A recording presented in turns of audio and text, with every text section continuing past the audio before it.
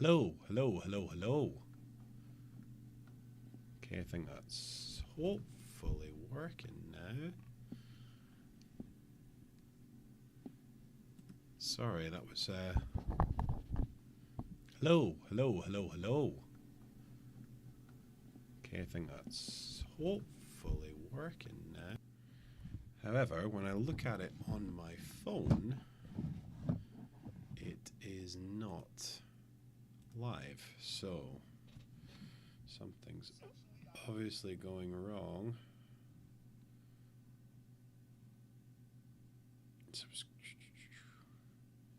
Aha.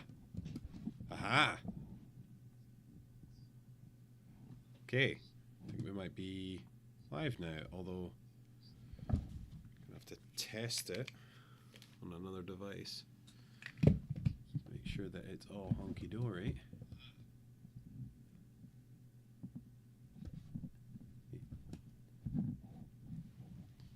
There we go.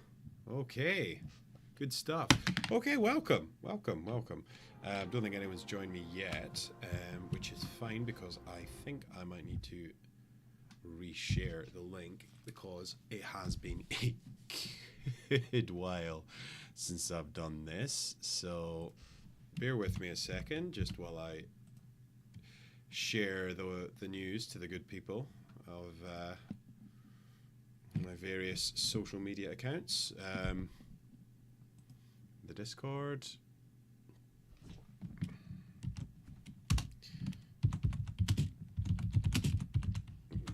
Apologies for the horrific sound of typing.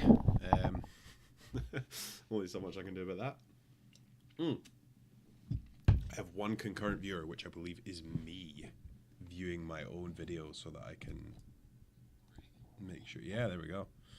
Make sure that it's working, so that's good. Right, okay. Now, what I definitely need to do is I need to go on Instagram and make sure this is the correct link because I posted a link on Instagram.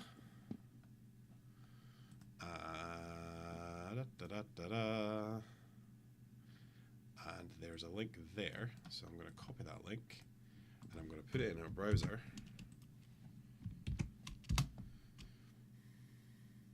Okay, that doesn't look like it's the correct link, so I'm going to share it.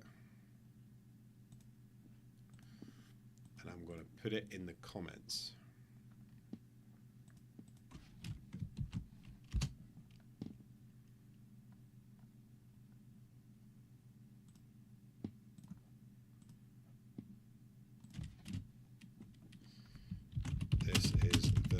Correct link.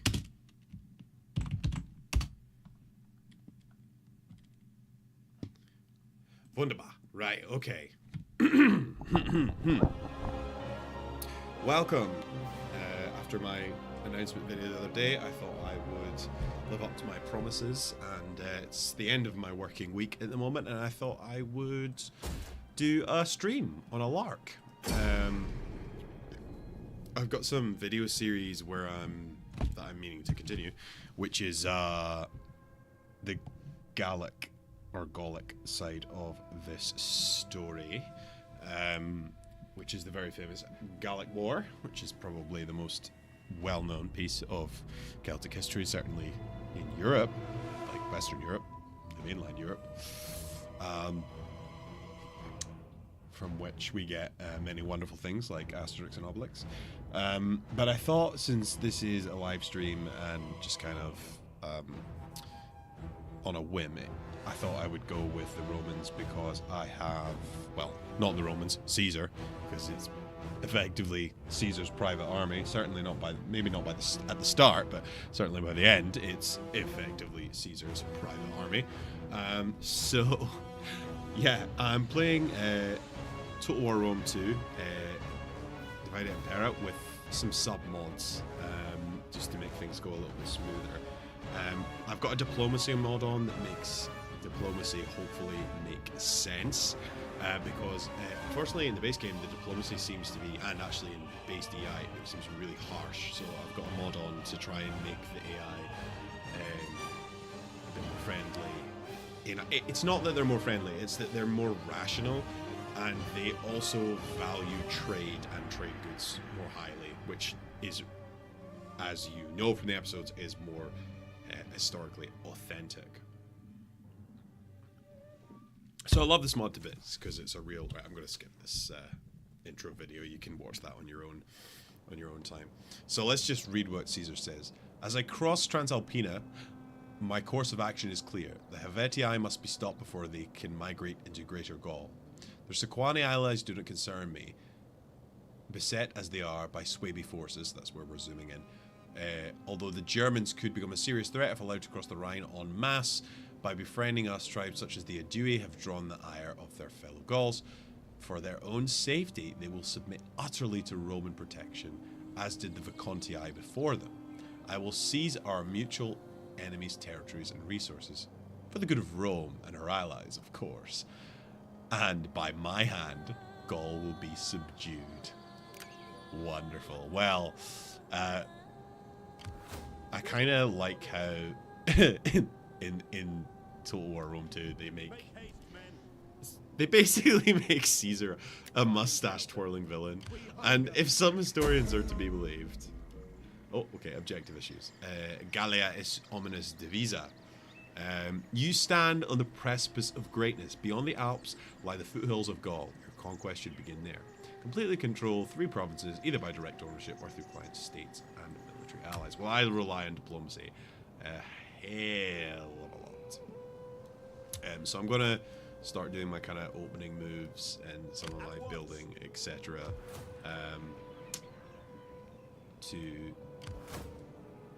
Which is not going to be historically authentic or accurate at all, because what I'm wanting to do is I want to combine this legion, which they would never do, because Narbo is not a fishing village as they would have you believe. It is Rome's major trading hub for mostly slaves and wine into Gaul.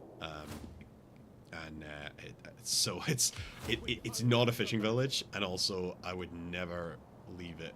The Romans, would never leave it unprotected like that. That's just, it's kind of ludicrous. But I'm suspending my disbelief, and I'm also, because the battle with the Helvetians should be much larger in scale, I'm also going to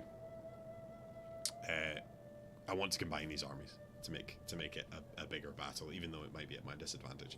So the historical background, is that the Helvetii tribe, for dubious reasons that Caesar tries to make it seem like they're got some maniacal plot to conquer Gaul effectively. Oh, excuse me, bit of a yawn, can it? Oh God, you'll have to forgive me all. As I say, end of the working week, and it's been quite a busy one. But the general gist is that we have a large tribe on the move. I mean, they're sitting with a city here, but I mean, they were on the move. They were a wagon train, apparently 300,000 all told. Maybe 125,000, maybe only 30,000 were fighting men. Who knows? Caesar likes to inflate the numbers, but he's all we have, so we're gonna have to just kind of take his word for it. And there's a lot of that going on. Oh, Balearic slingers or Balearic slingers. That's an interesting proposition. I think I might just leave it just now. I might combine and consolidate my forces. You'll learn that I'm a bit of a perfectionist, which you might know if that's why my episodes take so long to come out a lot of the time, is that I am a bit of a pathological perfectionist. So nothing's ever good enough for me. So I like to make my cities all clean and symmetrical and stuff like that. Even if it's not necessarily the best strategic move, let's say, at the time. But I like symmetry. And it's not because of the start of the game necessarily. It's because late game, when you end up with a stupid amount of cities, it is really, really hard to manage those cities unless you have like a uniform template, and that's something that I've found particularly in the main campaign is there's a major advantage to having it kind of uniform, like the Romans, you know, like the Romans did, yeah. So when in Rome, do as the Romans do. So I'm going to increase the taxes for now, which is something I don't really like to do. I used to always decrease the taxes straight away so that I got higher growth in DEI, because growth is really, really, really important in DEI. But I learned that actually what's smarter to do is to temporarily increase the taxes right into the border of, oh, that's interesting. We're going to definitely talk about that and that. Oh, and I said I was going to do diplomacy, and I never did. Because I need money at the start, and I have all game for these cities to grow, and eventually you get to the point where you've got all these buildings that give you growth. The guards will have me listen to you, but do not pass the aggression pact with them. The Contii, who are a client state of Rome. These are all real tribes, by the way. Better ale. And genuine, pretty geographically genuine. So they're at war with the Helvetii. We might be wise to allow the Helvetians to conquer the Helvetii, so you can come in and sweep and we can connect our territories. Oh my god, there's just so much happening in the first turns. Maybe I should just... I'm just trying to think if I should maybe give you historical context now, or once I've actually been able to manage things a bit better, because at the moment it's a bit of a cluster. Make haste, men. Right, that's not good. I'm going to take the tax off Narbo, and I'm going to increase the taxes in what has been Roman territory for quite a long time. Correct me if I'm wrong, but I believe this has been Roman territory since about the Battle of Telamon in 255 BC. Not sure if that's correct. It's been a long time since I've looked at it. But yeah, my history in general. Oh, you got it, you lunatic. My history in general is going to be a bit rusty for this one.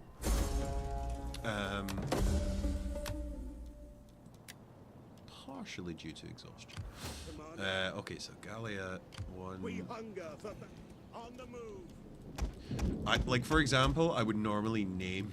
Oh, I can't remove that. That's interesting. Can I remove those? Can I put all those in there?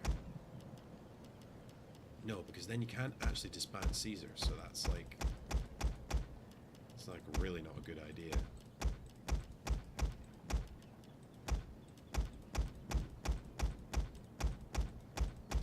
Decisions. Yeah, I'll probably leave the Spanish cavalry with the Spanish Legion then, if that's...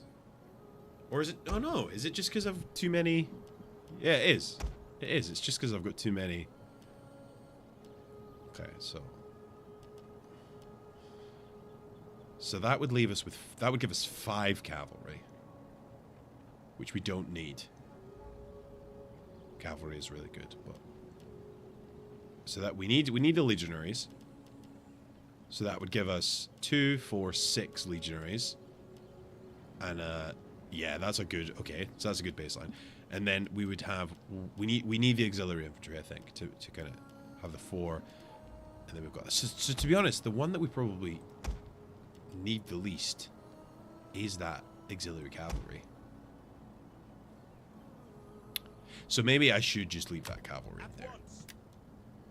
Yeah. Yeah, okay. So I'm going to do... As I say, my conquests aren't going to be historical. It's definitely going to be an ahistorical conquest.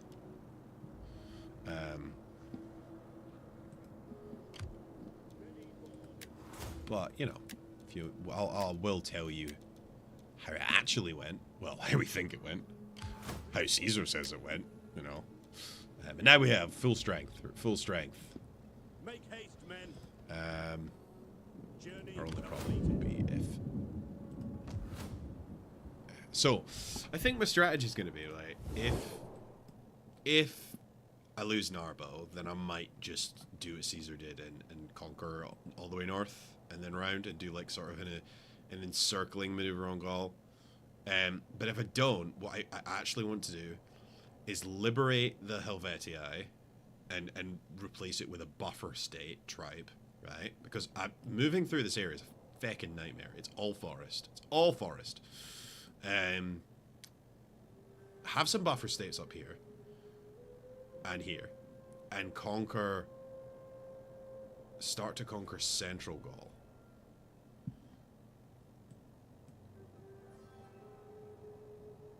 And start to surround Vercingetorix.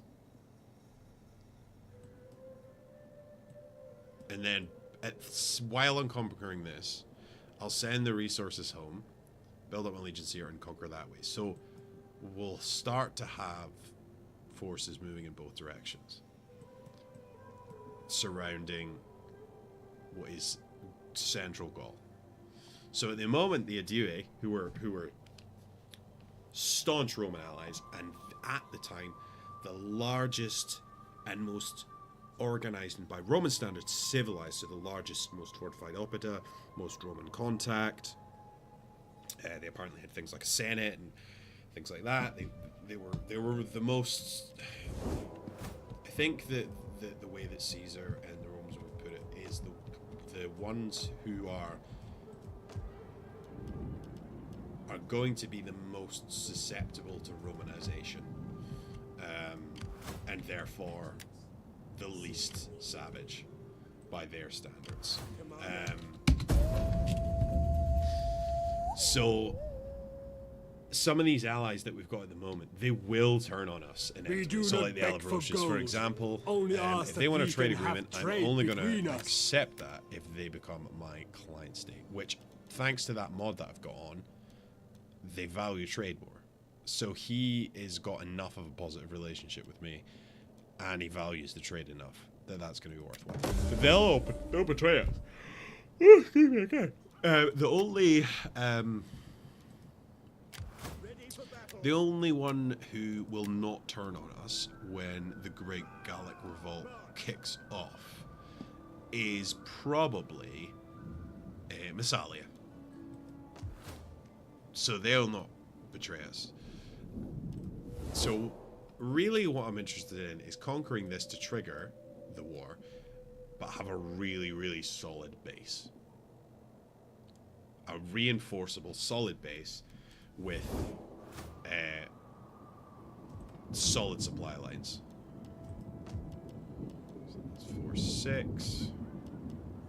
Okay, that's fine. I'm going to wait until I have about 10,000 talents before I upgrade those saves.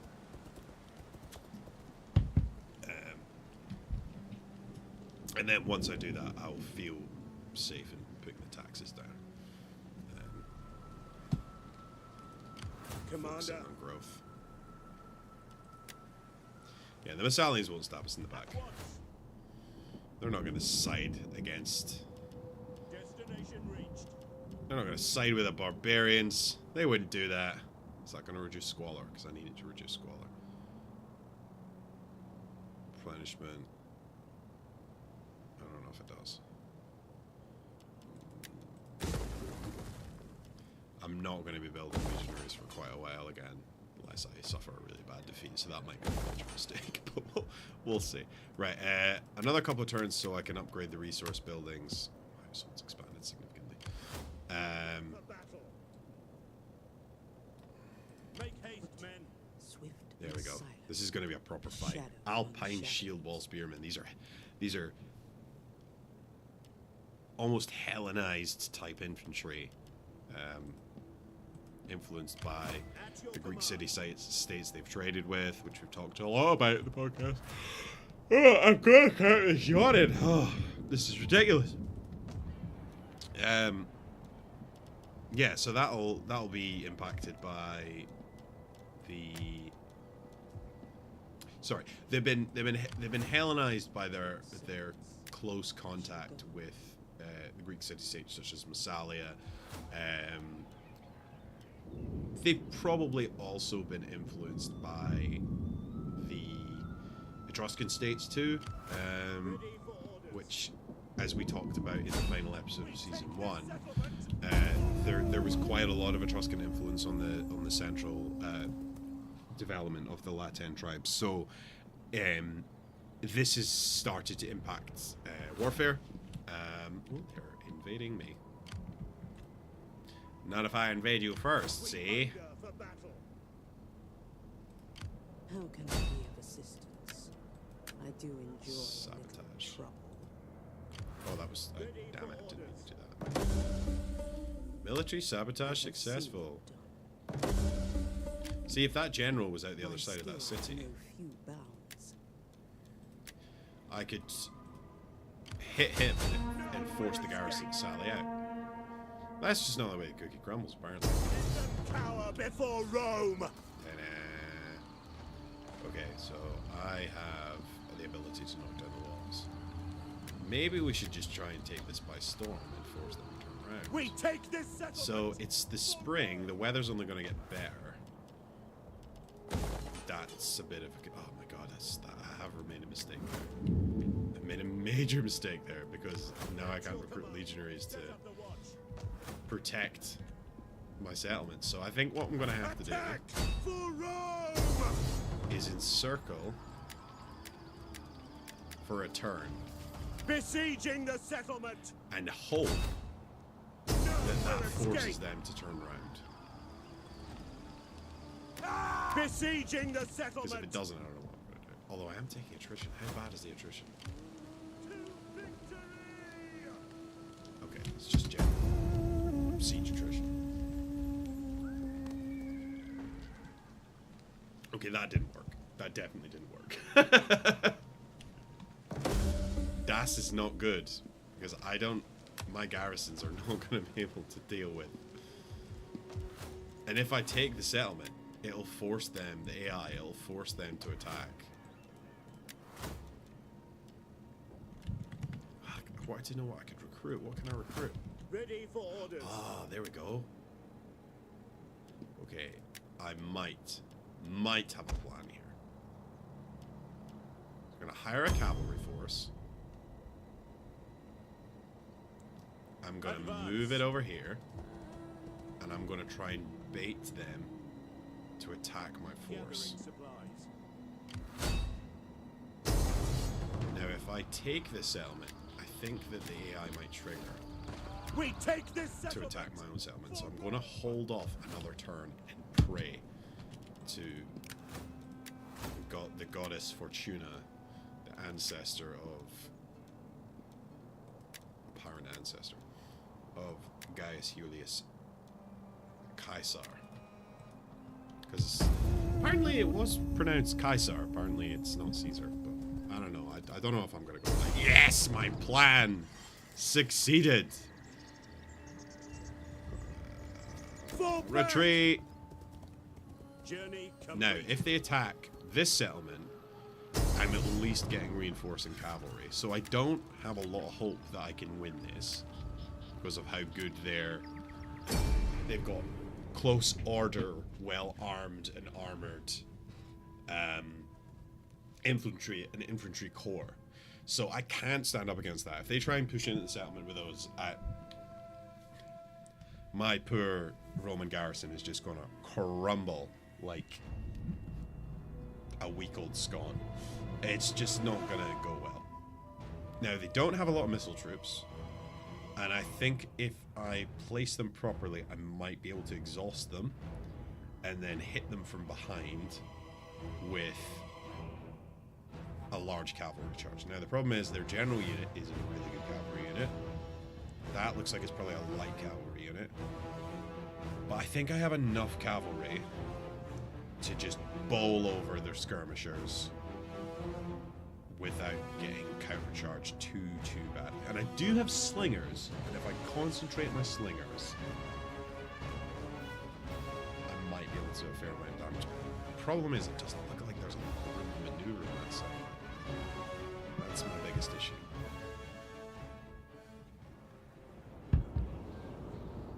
star there. Right, where are they coming from? Ah. Okay, and my reinforcements are coming from directly behind them. So that's actually...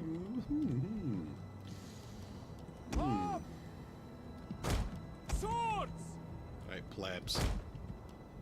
Oh, they didn't call them plebs. In the base game, they're called pleb. Which is kind of hilarious.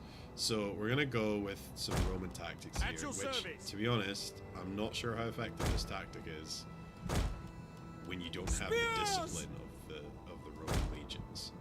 And the tactic is effectively, and it doesn't work in the base game, it's the whole reason, one of the whole reasons that I play DEI, is that the formations that you use, that would use in real life, Italian or swordsman! historically, let's say, Commander! wouldn't work. Yeah, they wouldn't work in the base game. Historical strategies don't work in the base game. Some of them do, but they don't. And if they do, they don't. They're not the best strategy. Whereas I have found few strategies in DEI better than the triple Xachias formation. Like it works as it should because because of fatigue. Because fatigue is really important in this game. Well, in this mod. And flanking. Flanking is really important. Also, if you use Alexander, like hammer and anvil strikes, it's not that it kills lots of people, though it does. It's effective because it absolutely shatters morale. Okay. This is Marching order! Your orders! It looks like I might be able to bait their general into charging my spears. Now, the only thing I would say in real life, undisciplined spears don't stand a chance against heavy cavalry. Disciplined phalanxes like these do. That's my only real criticism. So, there's your average Celtic warriors here, 10 warriors, you've got a shield, and helmet, you've got some, you've got some hit, some you've got some bronze helmets, and then you've got the use of javelins, and short swords. Although I haven't been able to exactly pin down how common swords Spear work, infantry! because in most cultures, so I think it was Scalagrim did a video on this, and I don't know where he got his numbers from, but he was talking about like Roman versus Celtic warriors, and his argument basically boiled down is there's actually not a huge amount of difference between the armament of these warriors. What the difference is the availability of the best armor. So a Celtic chief versus a Roman centurion is maybe a pretty even fight in a duel, but every Roman has a sword and a javelin and armor. I think the number he gave, I don't remember if this was the number for Vikings. I think it was for Vikings, it was 1 in 100. I think Iron Age Celts, and he said it was Spears ready! Engage! 1 in 10, which sounds reasonable-ish to me. Okay, alright, so nattering and do the job. There's no point in nattering if I get lulled.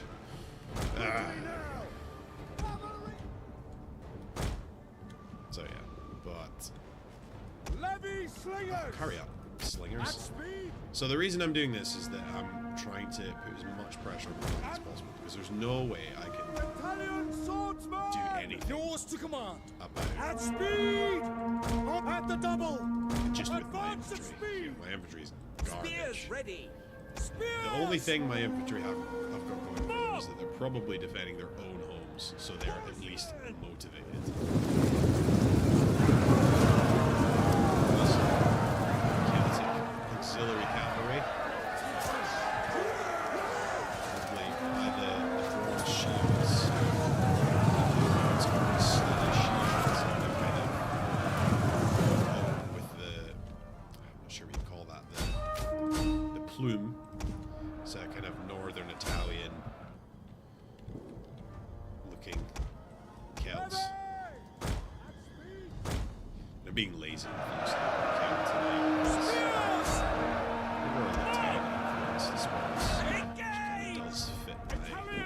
swordsman! my And double! qualifier Awaiting for orders. what a kill is. Advance the use at of speed! So it's the worst use of Formation! I think the villa is a Heavy Villanovan. slingers! Those Quick there's a lot of march! tribes in northern Italy, Celtic. Cultures of northern Italy, which thought to be the precursors of the many central Italy. I think, including the Etruscans, but I can't remember because the Etruscan language was quite unique. I think the Etruscans were basically the direct successors of the Romans. Advance at speed! So there's probably something like a split during the if the linguistic evidence is to be believed, the split is probably around and the Urnfield migrations into northern Italy, Double time! which might have been where Italo-Celtic language group becomes distinct. Melee infantry! In the first, like, pre-Italo-Celtic. It's not pre-Italo-Celtic, it's Italo-Celtic, which is a theorized language which existed into phalanx-style Celts.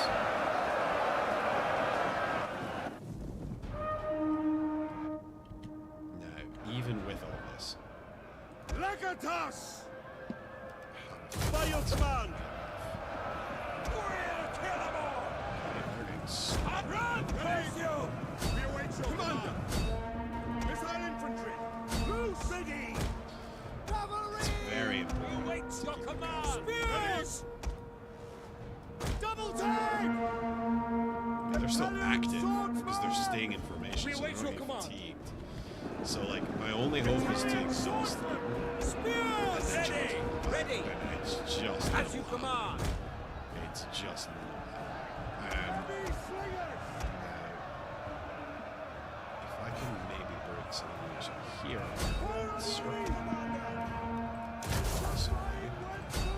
so what we'll do is to stop friendly fire, I'm going to concentrate the missile fire on this side, and I'm going to concentrate the cavalry charges on this side.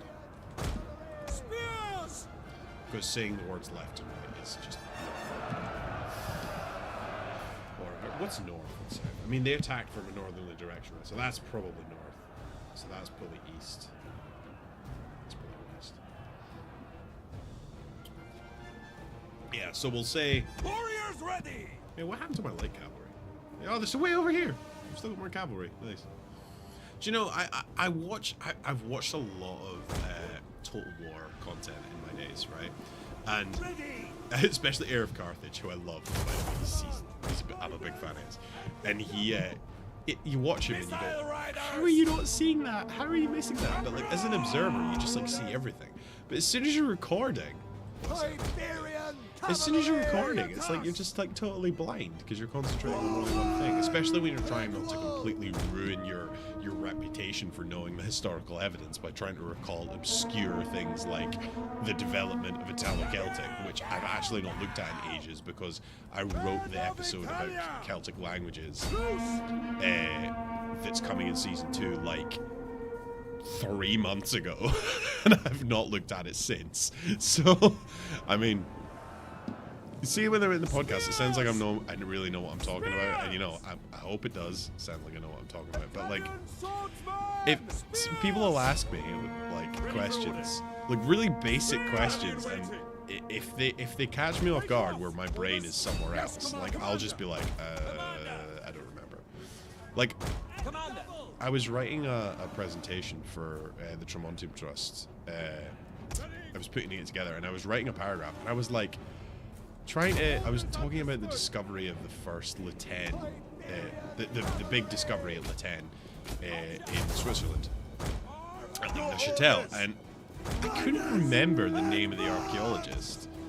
I had to check Wikipedia.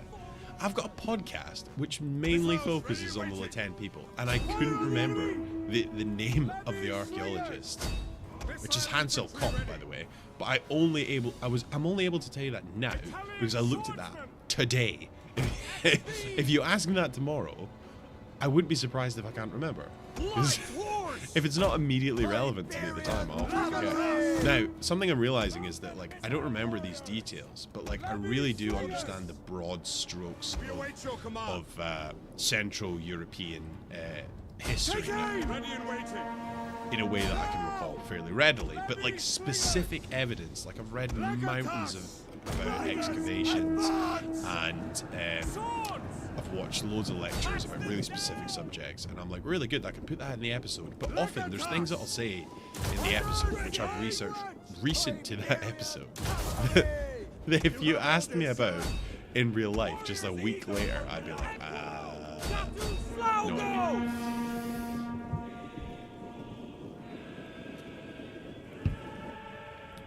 Memory of a goldfish. Looks like my strategy's largely working, but to be honest with you, the main problem is these guys. It's these phalanx infantry. I just don't think I'm going to be able to break them. Heavy slingers! Swords! As you command! Now, something I've got going for me is these troops over here are still fresh. Quick Which is orders! interesting. Move out! Orders! Yeah. We await you know what I will. orders! I'm going to get some experience on Iberian cavalry! Heavy cavalry! do some rear charges with my temporary mercenary cavalry. Band of Italia! Oh! Iberian cavalry! See what I mean? Like, that's a fairly light cavalry, but like if they're tired enough. And that's realistic in that sense, you know, it's all about morale. Lick it. Bye-bye.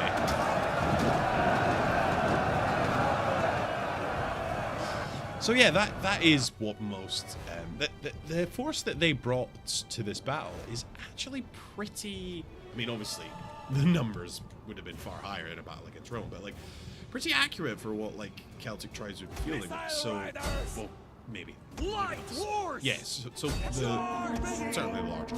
So you've got a core of like. So the most elite. It's similar to a Roman force in some ways. Warriors ready! In terms of like a force from the Middle Republic. So you would have effectively what the Romans would call the equites, the horsemen. So you've got like the knights. Effectively you've got like Celtic knights, which I'm sure some of you out there, especially those that probably got drinking horns and triskelion tattoos, love that image of Celtic knights, and I'd love to see some art on that. I know you're out there, all you creative types, but they're effectively Celtic knights, and they, they have chainmail, they have a large, heavy spear, and a large oval shield, and yeah, and then you've got light cavalry, which is like the ones that I'm fielding here, and most cavalry in ancient World was this kind of light cavalry, certainly before Alexander as well. Usually they would throw javelin, harass and hit and run tactics, things like that. Heavy cavalry was a Hellenistic. I mean, I'm not sure probably were exactly before that. I mean, it was. What I mean is, it wasn't brought to the Mediterranean battlefield until the post-Alexandrian era. So, the Roman cavalry, which is notoriously native Roman cavalry, was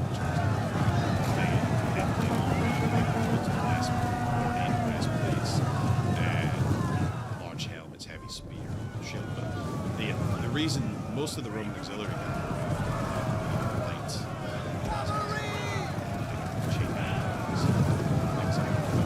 what they're representing here is that they're they throw javelins, they're hit and run a lot of the time, their harassment, their scouts, all the stuff that Romans were crap at, basically. Is what they do. Oh, close victory. I would call that heroic, considering I know the numbers don't look that bad, but like the lack of professional troops. Although I suppose if you add up my cavalry, I kind of get it. But yeah, so if we look at this here, we've got a corps of fairly well armed. It's too uniform though, to be fair.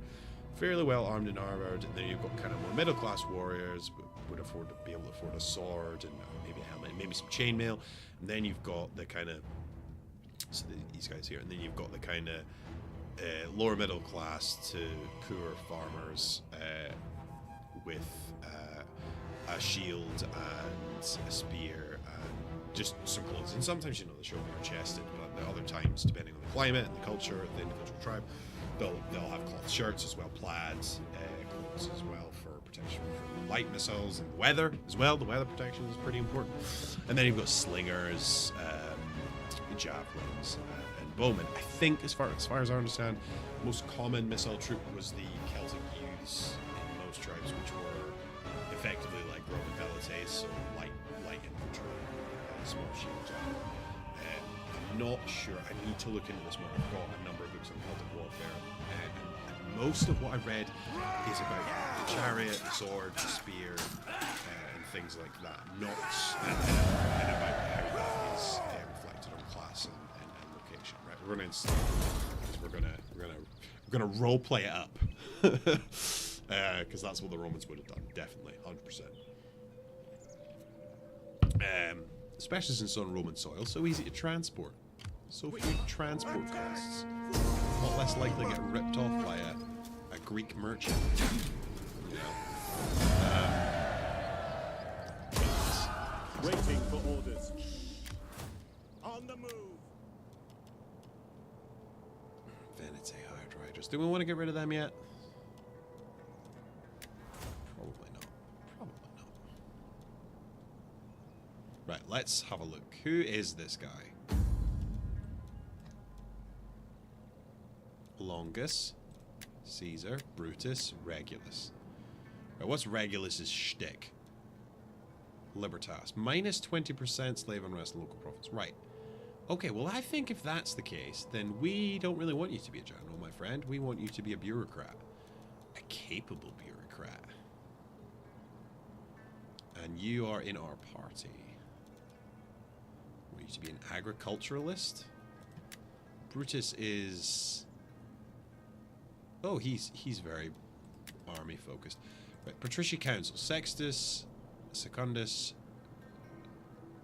Tyrannius? Dignitas +1. So he can kind of do everything. And we want him as a governor. So we want Longus as a governor.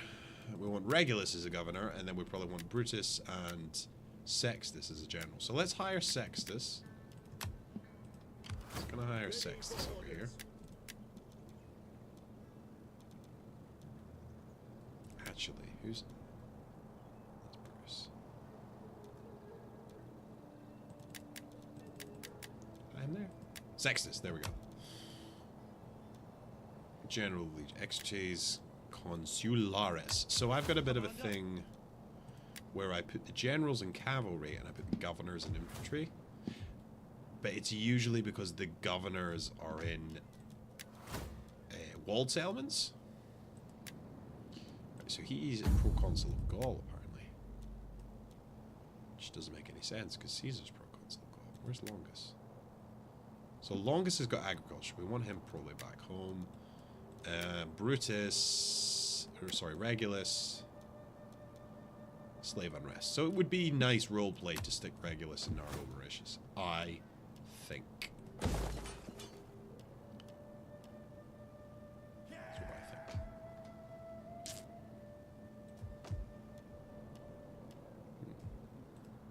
Ready for battle. Get him some free experience. Oh, there's the other.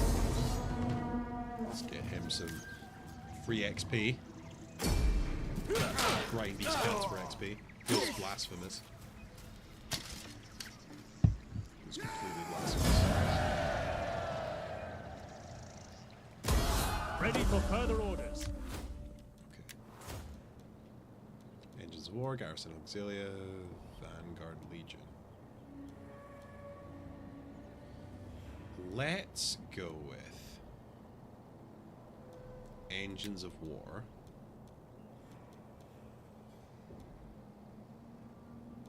And Vanguard Legion.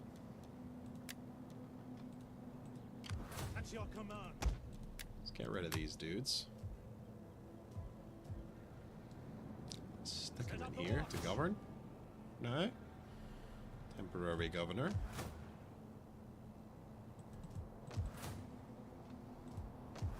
Okay, I think we can probably jank the tax right down again.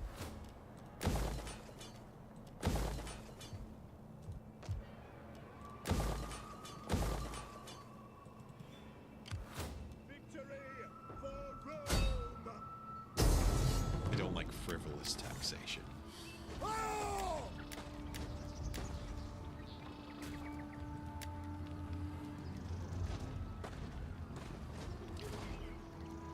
We should probably fight this, just because it's going to be visually pleasing.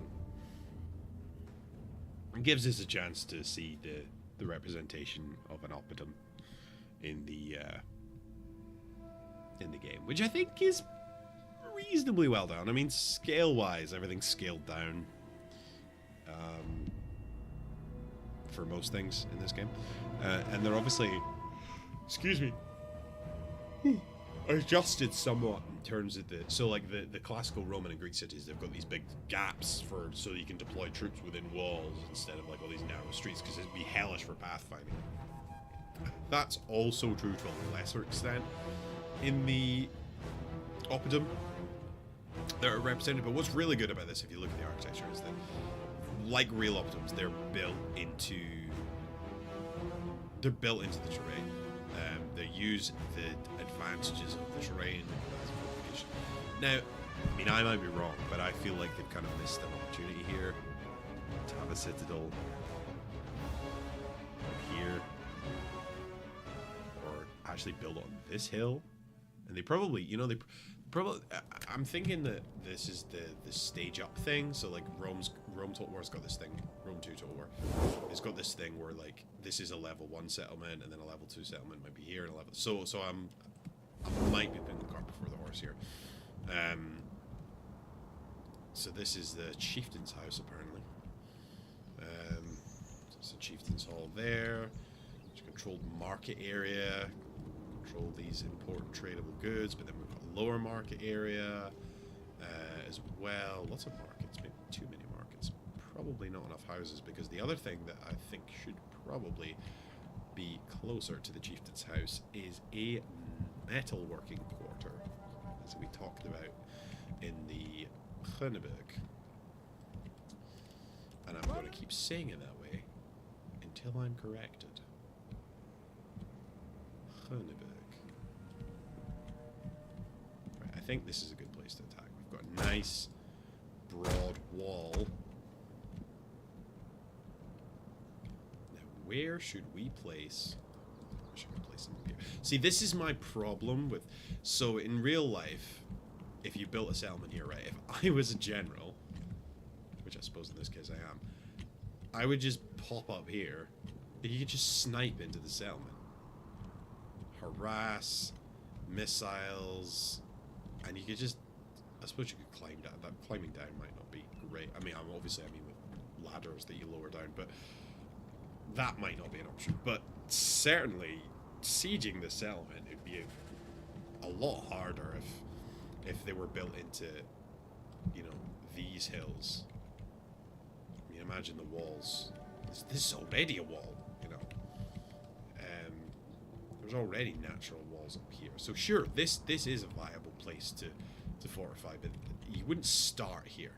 And I think this is just to do with the Rome mechanics of they want to start low and then expand up. But, the chieftain's house should be like probably up here somewhere. Here would be good, actually. If those trees were cleared away, you can see for miles. Very defensible, or equally the other side might even be better. But anyway, let's get on with this.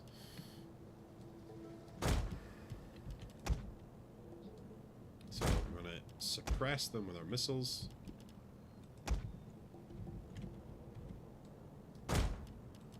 Yes, Commander! We use the auxiliary infantry. Orders understood!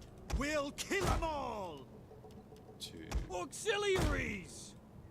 You have our spears! As you say! assail.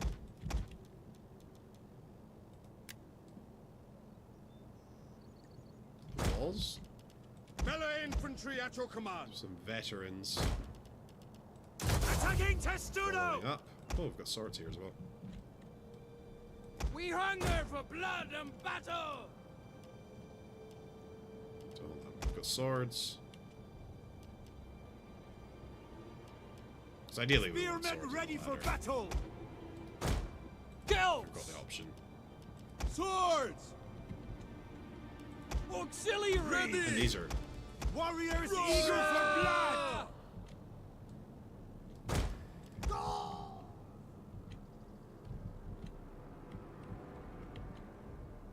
maybe have these here. Send them to burn the gates or something. Or nah, just we could just have them neutral fire, couldn't we? Just have them neutral fire. Be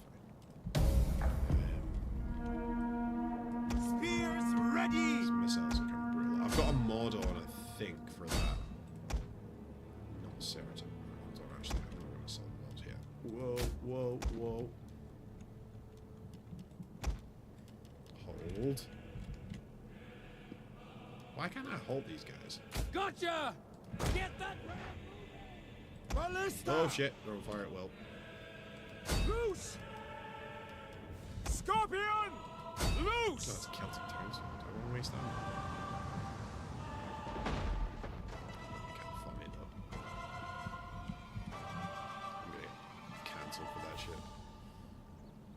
Fire on the enemy! If I use the flower round, can I burn the tower? That's what I'd like to know. Artillerymen! Which is kind of silly.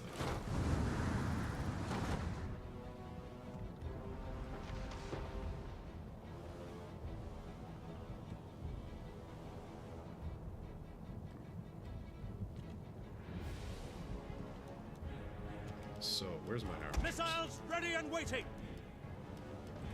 Fire! Burn the wretches! It's really silly. Battle ready Some of and these skirmishes eager! as well. Goals! Auxiliaries! So sometimes it's good to do it in stages, but other times Spearmen the ready concern for is that battle! Auxiliaries! good units are gonna so far, Skirmishers! and you don't want that. Archers! So Commander! sometimes Ready and waiting! even if you're going to take a like all my cavalry as well. I mean they're Forward! yeah. So yeah, look, they're getting hammered. Look at. Where are they at? 100% already. Okay, I've got fire arrows are ridiculously good. Even if they may not be a historical thing. It's these things that are testified in sources, but modern tests have kind of shown maybe not a thing. So I'm a bit unsure about the stats of fire arrows. There's some Celtic townsfolk. There's a scary Celtic lady with a silver torque. Maybe an iron torque. Yeah, but realistically, especially all these men would probably have a shield. I mean, they're pretty much. It's kind of a society where everyone's probably armed. Realistically, it's not a society. I mean, other than maybe like slaves and things like that. But if you're a citizen, like a lot of the time in a lot of cultures, there's a lot of similarities in the language between the word citizen and the word soldier in terms of like armed. You know, like in most ancient societies,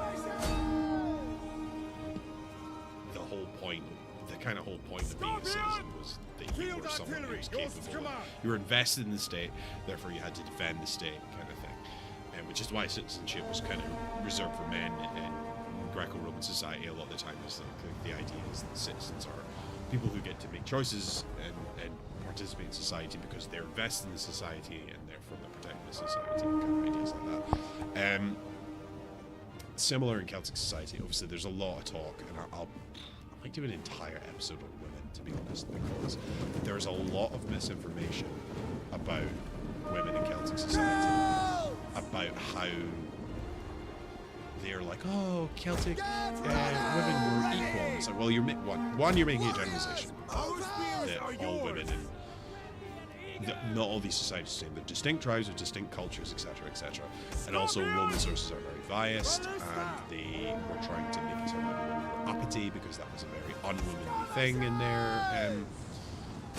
their society. It was, women were to be seen and not heard, and they were to be loyal, faithful, and silent. That was how Romans, Greco-Roman, I should say, because it's true in Hellenistic and classical Greek society as well. And the Celts were different. They didn't. Most of these Celtic tribes, Germanic tribes, and most of the tribal societies that the Romans had contact with, that I'm aware of, weren't the same, and there are a number of reasons for that. There are complex reasons that I don't really want to get into now, not without sufficient research and contextualizing, which you know that I love, contextualizing, addicted to context. Auxiliary! I'm sure that's a Dan Carlin quote. We'll Warriors! Draw weapons!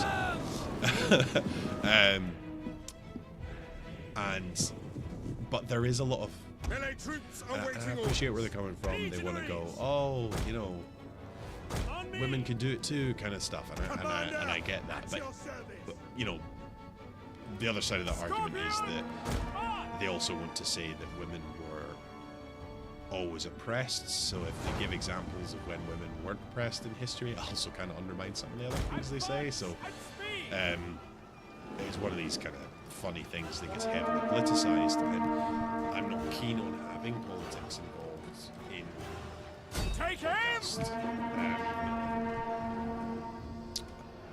You know, I'm quite a political person,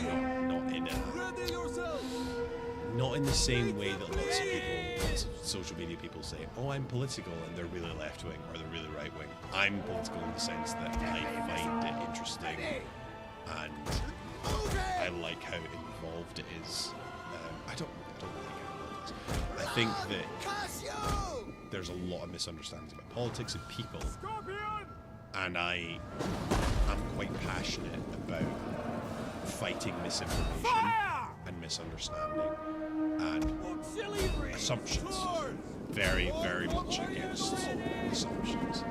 And the Celtic women issue is one of those where people want to use their modern political agenda to project ideals onto the past. And when that's done, it's rarely done faithfully and truthfully. Women in Celtic society were definitely Missiles ready! better treated. Maybe, I don't know, better treated. Had more rights, if you want to use a very modern phrase, than Greco-Roman women. But Greco-Roman women were effectively chattel. People talk about misogynistic societies, and I'm like, oh, this is patriarchal, this is misogynistic. I'm like, okay, Greco-Roman society is the standard by which that should be measured, because they're about the most patriarchal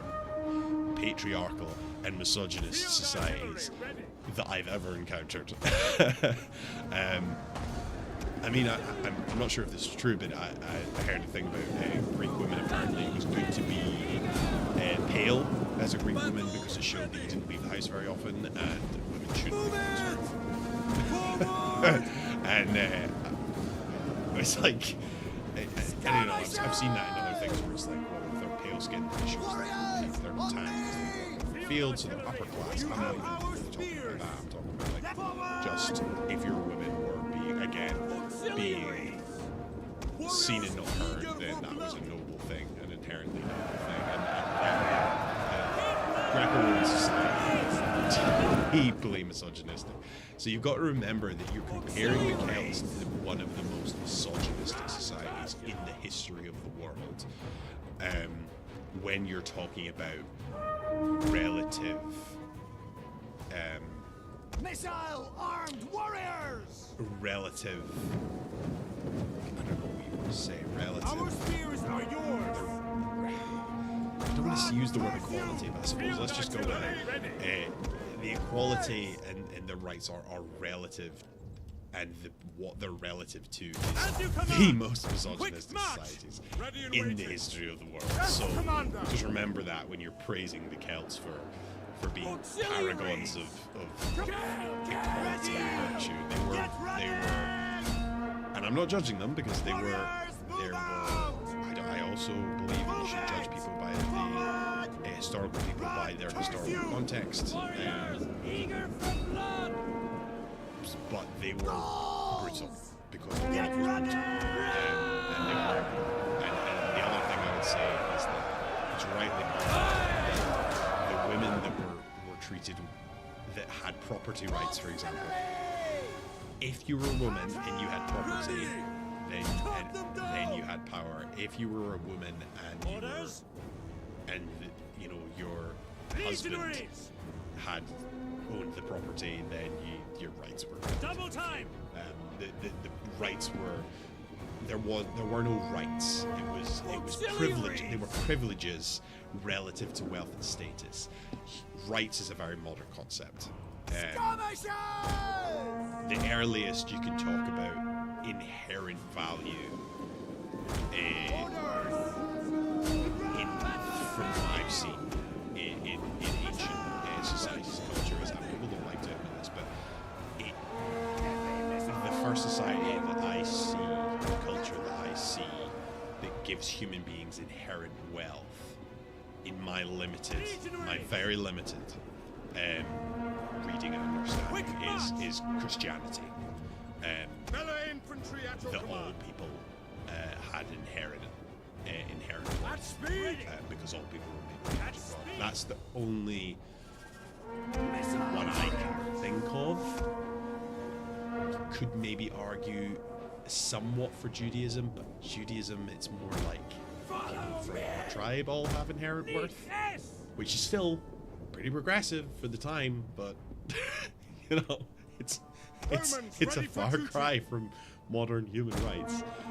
So I guess my general point about my rambling about this is that it's all relative.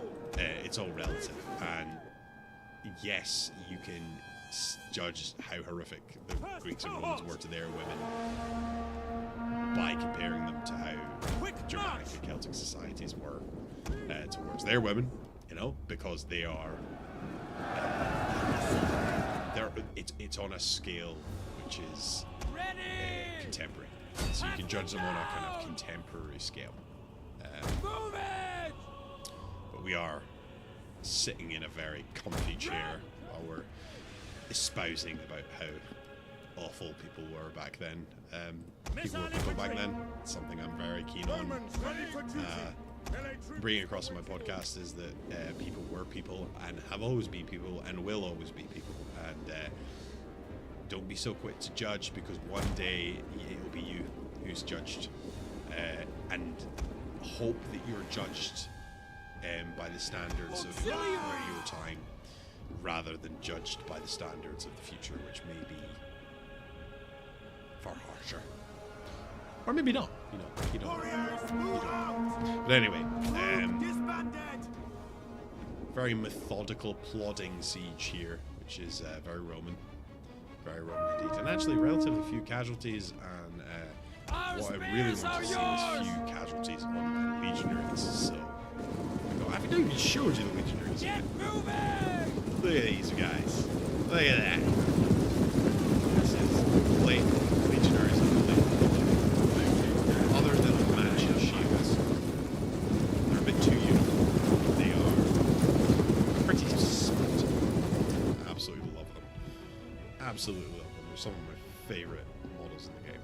So the chieftains, Celtic warriors, are holding fast, and they've got unit of about 300 guys. So I'm thinking maybe we should do a Battle of the Champions, which is a famous At the double. battle from Spartan history. Jupiter gives us strength. Sparta and Thebes. Advance I at think speed. it was. They Quick picked their march. 300 best warriors and had a 300 on 300 At battle. speed. And it was known as the Battle of the Marching Champions, and I'm looking to replicate something similar. Even though I've got 400, closer to 400 men in my unit, and he only has 276, so you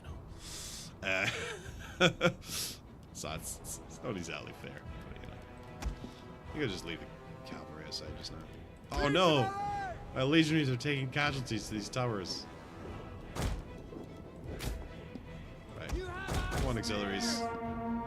Go capture some towers. Running! Warriors ready!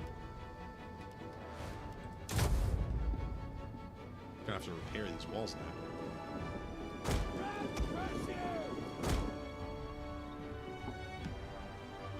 First cohort! Oh. Love the first cohort. Look at that.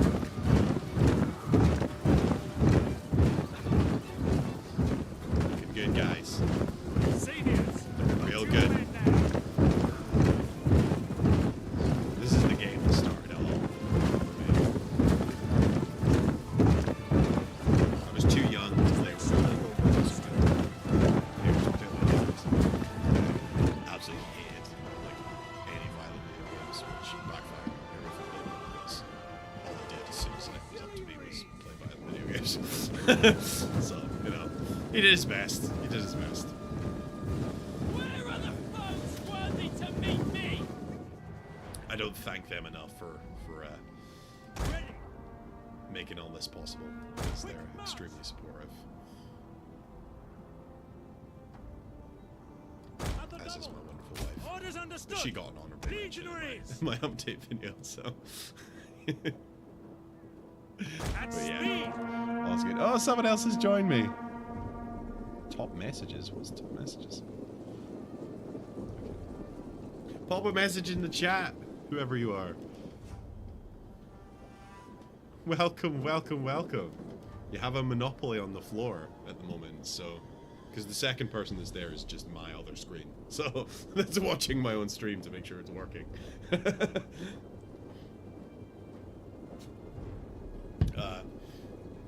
Yeah, I wasn't expecting a lot of viewers or anything. I'm doing this for fun, and if some of my fans want to watch it, want to talk some history, want to ask some questions, they have that opportunity to do so. Romans Here we ready go. for duty! Battle of the Champs. Any man I see with mercy in his heart! Yeah, Eyes front! there are some very tall Left! ferns. Nothing else! Ferns. Like Fergency and Boarding. Bastards! I will cut out your heart! Oh, hey, Trev. How's it going, my man?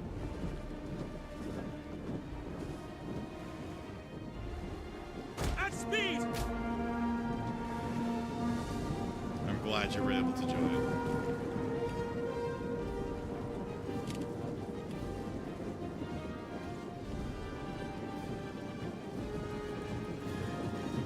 I hope you arrived after my my incoherent rant about Prepare judging to engage! historical people by the standards of the times. It's a pet peeve of mine, and it did become a little ranty. Go, go, go, go! Oh, that's it, run! Leave for your lives! Oh, very unfortunate. This is not good. Right, let's By get your formation. command! That's it, boys. One shot. Have them any room to breathe. Hand them in. Oh, there we go. That's it. They're gone. There we go. They're history. They're history. Oh my god. The captain of the guard was called Celtius. Or is it Celtulus? Celtulus? That feels like a really lazy Roman historian was like, I need to make up a name for this Celtic chieftain. What will I call him? I'm gonna call him Celtulus. Oh my god.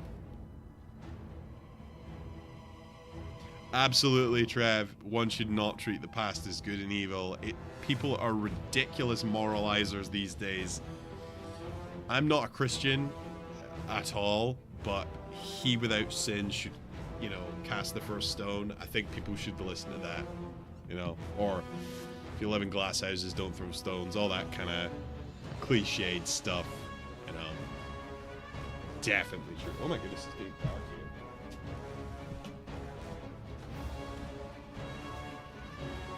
It's been a very... We had a pretty sunny spring here in Scotland, and then as soon as the summer hit, it's just been garbage.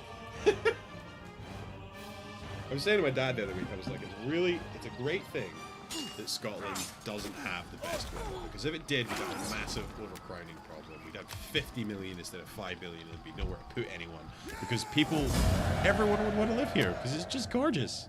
It's just gorgeous.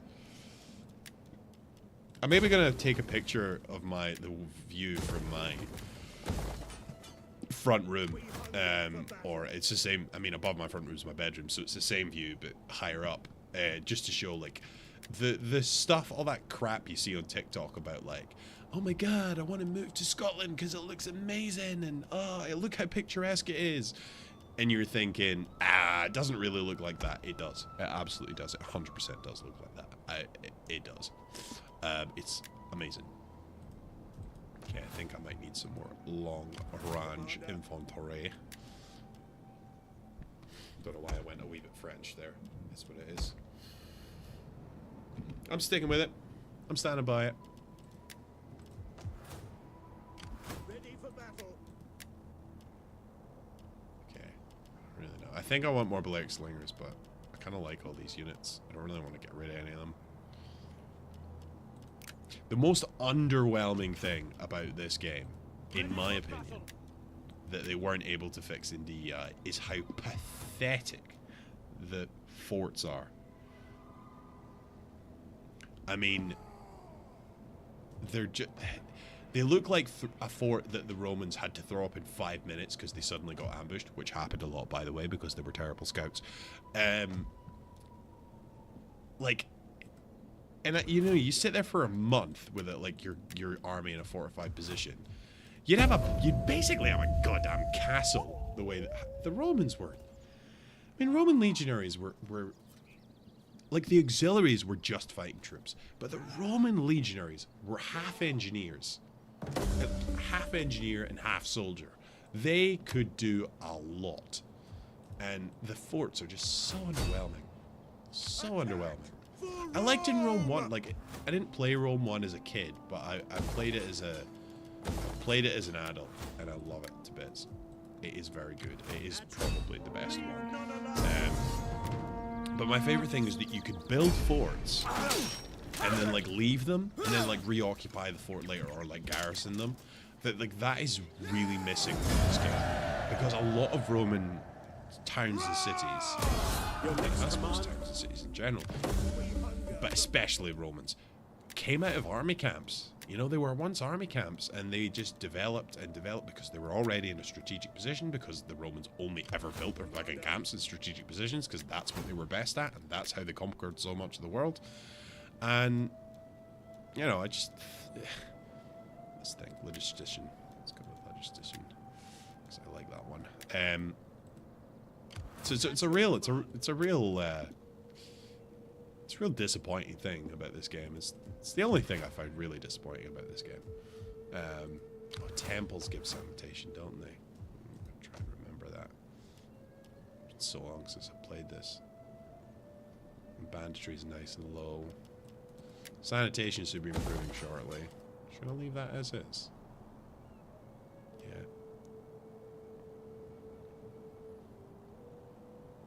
Yeah, you're exactly right, Trev. I don't want to turn into San Diego. He's saying that San Diego, the weather's amazing, but it's made it really expensive. Yeah, I imagine it has. I mean, there are 60 million, last I checked, there's 60 million people in England and 5 million in Scotland. And, you know, England's got its nice bits. I mean, I'm lucky enough to live near the border, so I get to hop the border all the time and go down to the lakes and everything and see some absolutely wonderful places. And even in the south, there's some nice places. But it's not as good looking as Scotland. But it is drier. Not a lot drier, you know. But it doesn't... And it's never as... We use it... I don't know if anyone's heard this word. But we use this word, dreich. It's gaidrich, which means it's very dreich. And very, very rainy. And it's like... It's basically like that. Overcast, depressing, don't want to get out of your bed kind of weather. And we get it a lot. And if we didn't, as I say, the place would be very overcrowded. Right, okay, I think we have... oh, no, I didn't mean to occupy this settlement. Just realized that. Oh, well, we could turn it into a glorified military camp, I suppose.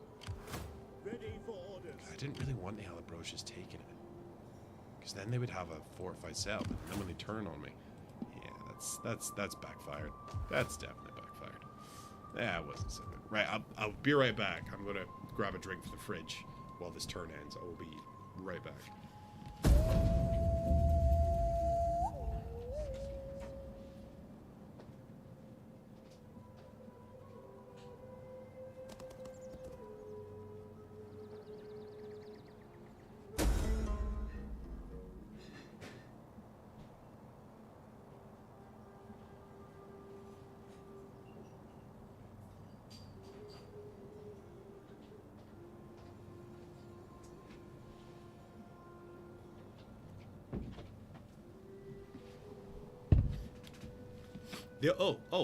Whoa, what happened? Oh my god!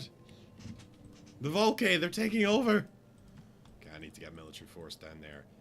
Toot sweet. Come on. Let's go.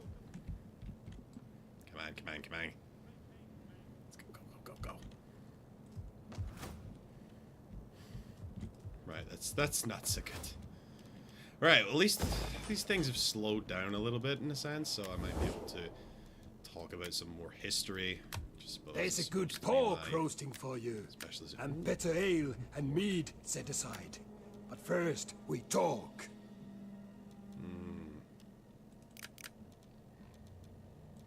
I don't want any pork.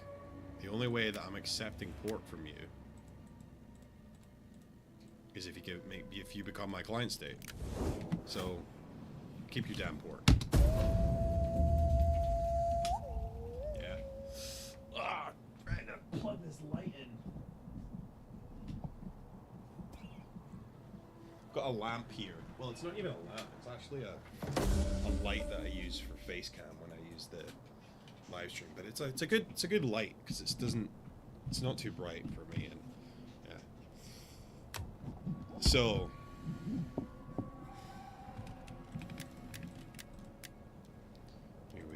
Liguria, Narbo.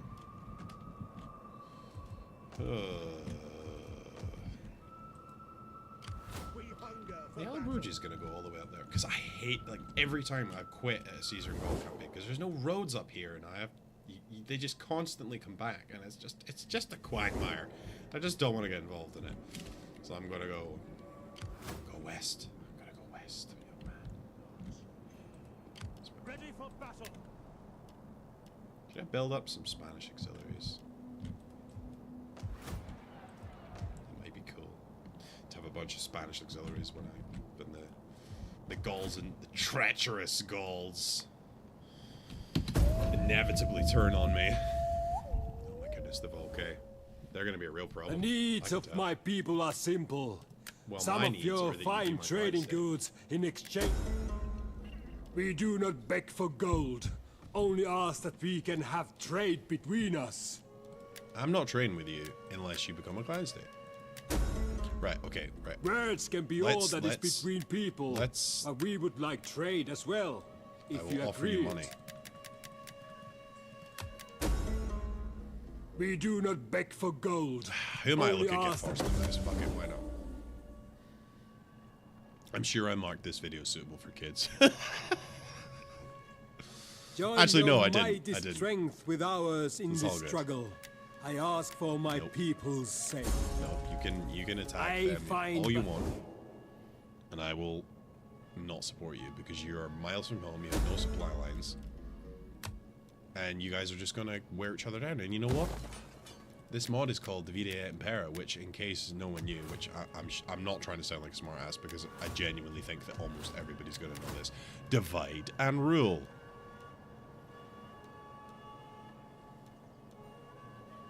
Right, some really good ones here. So I want those. Okay, I'm getting distracted too because I need to sort these governors. Governors. Commerce and right. Okay, I want that one for morale, and I want the commerce here because this is where all our nice trading settlements are. How can I serve Rome? Then I want some ones that will do well at cultural. So they're my civilian governors, if you like. Now it's time to recruit some military governors. All right, Longus. That's he's good at agriculture. Brutus, battle captives. Regulus, agriculturalist. So we want Regulus down there.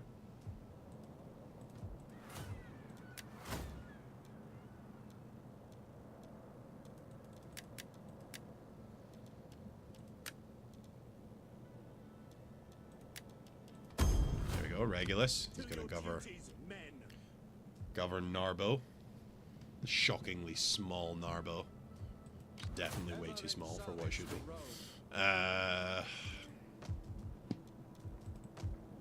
Akadoran.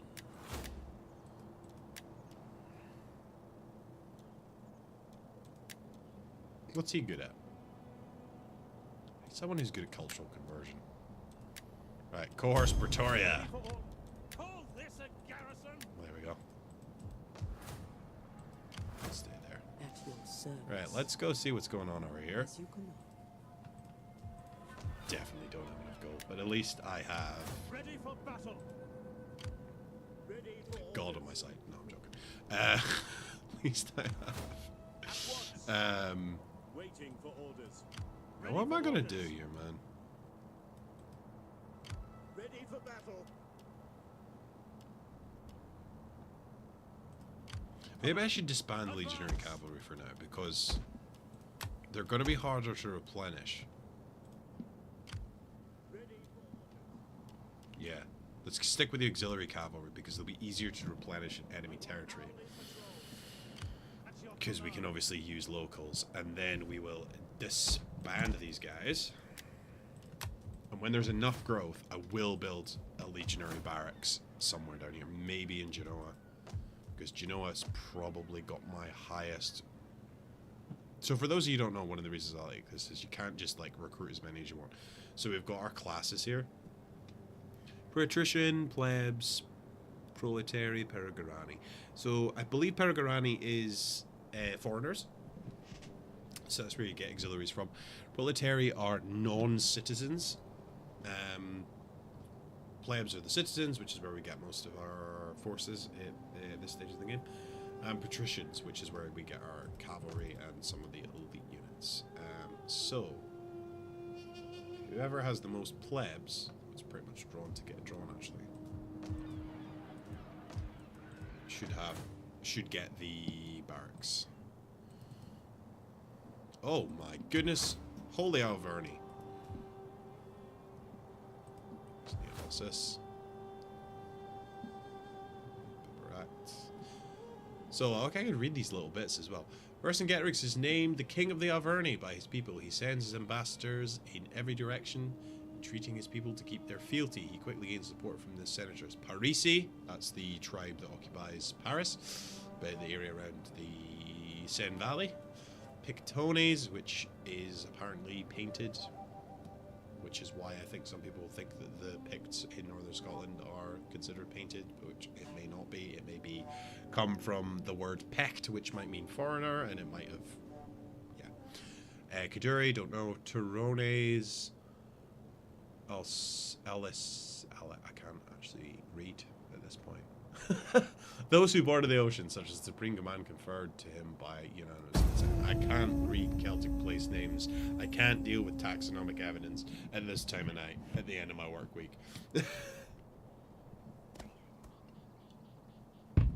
It's just, I just can't. The skill of your generals is famous. Oh, Can is you it? send them against these Oh, yeah? people who blight our lives? You know what? Not yet. Soon, but not yet. Trust me, Celts.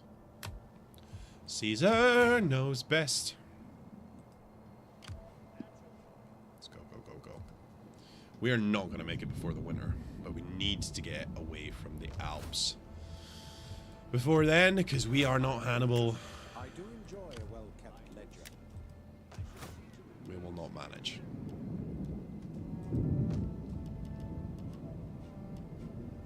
Can we afford more banditry?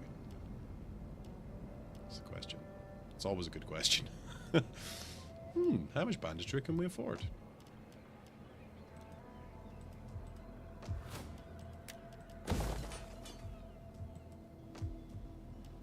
Let's go with cattle up here. Sounds like a good call. Now, my question, which I'm going to check while We hunger for battle. this turn goes, is are people seeing the link on the Instagram? Because as much as I'm not really expecting people to follow through, because for some reason getting any links via Instagram is a nightmare.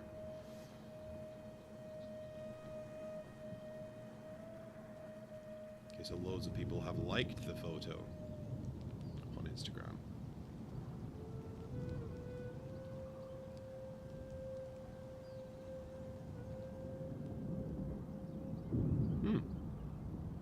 Curious. Pending approval. Post is pending approval, so I'm not sure actually if people have seen it. Which is perfectly fine, to be honest, because I'm just doing this for the shits and giggles. And to be honest with you, the whole Celtic History project is more about just putting the information out there to make it readily accessible, because frankly, trying to get, as a layman, trying to get a coherent narrative about the history of the Celts, or Celtic peoples, as we often say, is a bit of a nightmare. And I understand that the story's complicated, but I just feel like people are being lazy. How can I serve Rome? Because it's not that complicated, because I figured it out. Ready for battle. I was able to do it, so can't be that bad.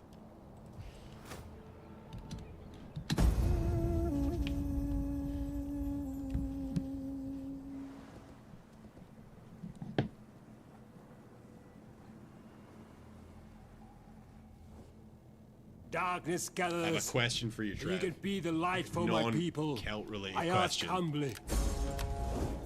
How much is America shitting the bed right now with the election coming up?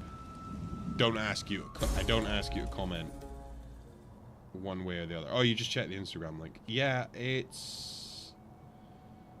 So, do you mean when you say you can't follow it? Do you mean that? Yeah, the link that's in the description, the Instagram description, isn't working, and because it's a sponsored link, I can't edit it.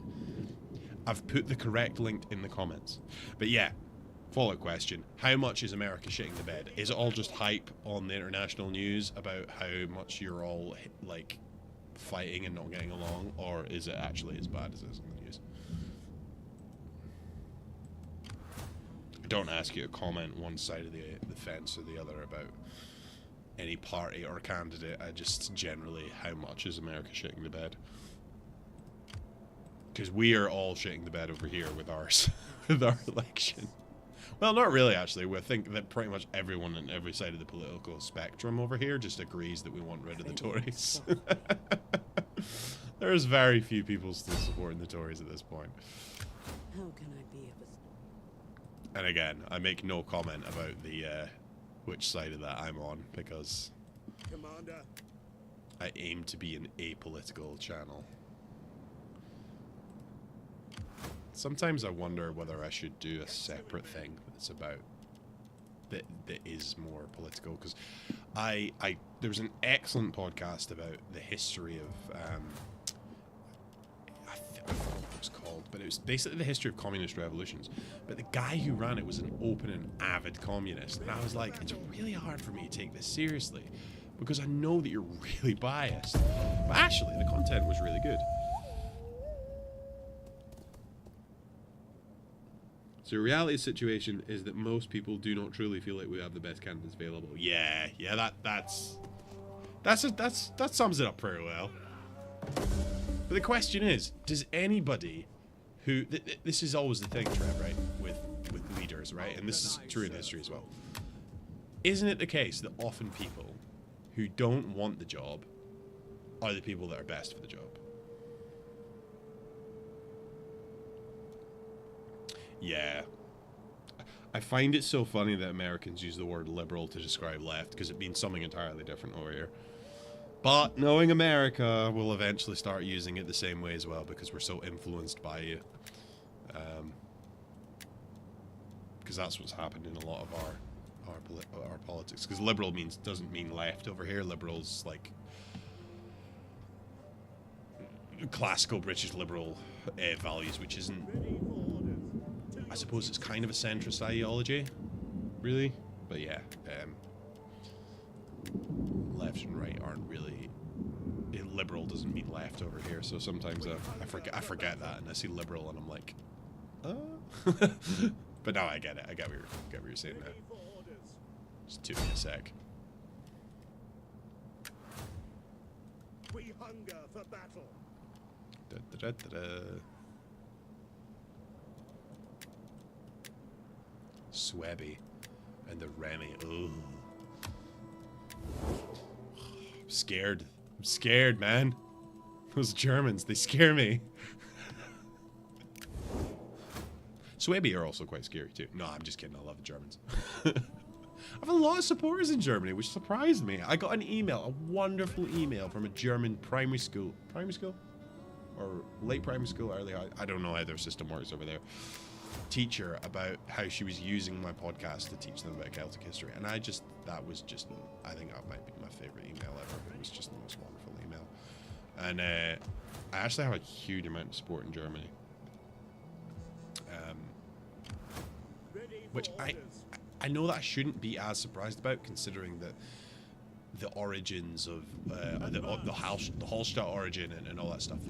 I shouldn't be entirely surprised about that. They are quite interested in Celts and Celtic studies over there. But I guess I just didn't expect it. Yeah, you're right. The average American doesn't care, but does the average citizen of any democracy really care right now? Like, I'm talking average. I don't mean everyone. I feel like there's a lot of, probably due to social media, politics fatigue, and I think people just don't care, and that's kind of where it becomes dangerous, in my opinion. Okay, so this is my military governor. Well, he's not a military governor, he's a civilian governor, but he's meant to be a good military administrator. And this should probably be my economic sector. So there is actually a lot of agricultural sectors here, so I think I'm going to boost agriculture to try and help out the vineyards and the farm and the wine production. And then I'll probably get some stuff to boost trade. As we know, very important. That is impossible. Eventually, the Romans will only trade with other Romans because they will conquer everyone We else. hunger for battle. Okay, it's not quite true, but you know, Commander. it's not far off. Not far off. Okay, I think I'm going to... So I've got light troops, got some archers there. We hunger for battle. Yes, you're right. Most people are apathetic. It's very sad. But that's part of why I do the podcast, Trev. It's part of my motivation was the political co-option of Celtic identity in the UK. And I felt like there is a lot of misunderstanding about what Celtic actually means. I also had to question about whether or not I knew what Celtic meant, which was a really positive journey for me, I would say. But then I also discovered that internationally, there's a lot of people from the so-called, is it five Celtic nations? I think it's 5.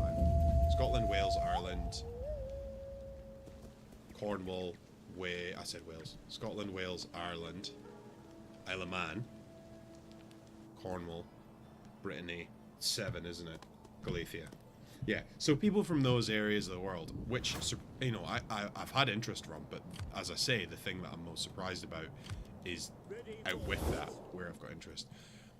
But yeah, I was I've very much been aware of that, like, that people identified with, bad English, but identified with the Celtic identity, and trying to, I kind of felt for people that didn't. I mean, I did a lot of my own research to try and figure out what that was, and I had done that for myself, and I found satisfying answers for myself. But then I thought, you know what? I kind of owe it to all the people like me out there who want to know these things. Ready for battle. To get this message out. Which is why, you know, I don't really make... I mean, I was just talking about it in the update. I actually lose money from doing this at the moment. Quite a lot of money. But I kind of just feel a responsibility as someone who lives in a... I live in the British Isles, and I have a lot more direct access to this stuff. The Scottish government is pushing a lot of the stuff, rightly or wrongly, for their own agenda, whatever, but they are. So I also have access to some of the best Celtic scholars in the world, and some of the best Celtic scholars in the world are in America, but America's a big country. Scotland has some of the best Celtic scholars in the world, and there's only 5 million of us, so it's a lot easier, and even less in Wales, and also a small population in Ireland. So it's a lot easier for me to get a hold of these people who really know what they're talking about, than it would be if I was living in America trying to get hold of scholars at, say, Stanford, or you know, one of these places. So I'm in a smaller pond, so I kind of feel like sometimes that makes it easier. Well, that's interesting. So, I mentioned it a lot that many Americans will claim Irish descent, but don't really know what that could mean, my family included, which I wanted to showcase the Celts of the world. Yeah. I think I talk about this in I've got another video that's a bit like this, that talks about Irish history. And the saddest thing for me about Irish history is that Ireland's golden age in the late antiquity, early medieval period, really early medieval period, is so poorly, is probably the part of Irish history that's the least known by people of Irish descent across the world.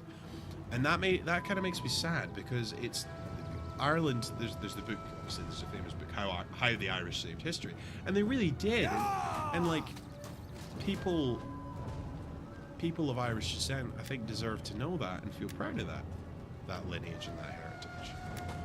And so it's my favorite period of Celtic history. And that's also why I've delved into the Picts, because the Picts aren't Celts. They aren't. And, you know, it's spoilers for my Instagram series, but the Picts are not Celts, really. They spoke a Celtic language. But that's like saying because someone speaks English as their main language, that they are English, culturally English, or of, you know, it's not. It's kind of disingenuous, in my opinion. So the Celts are also an opportunity for me to talk about people who aren't Celtic, but are peripheral in history. There is a time when don't warriors get must talked about. sheathe the sword. Oh dear.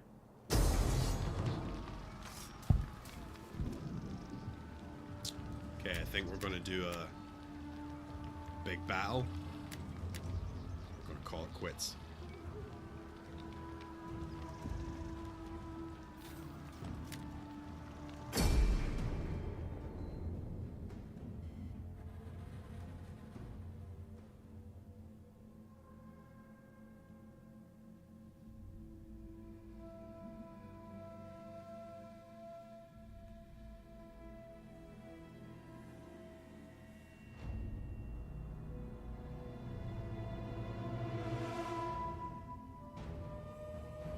Oh dear. Yeah, definitely gonna call it quits because I'm talked about a lot of the context of this period during the start of the stream, and I'm just like wavering away from it a lot, partially because I won't delve into these waters when I don't have the intellectual ability due to tiredness and small amounts of alcohol consumption. So we'll get one last battle in. We'll really focus on this battle. I think it's going to be quite a big one. And then I'll call it.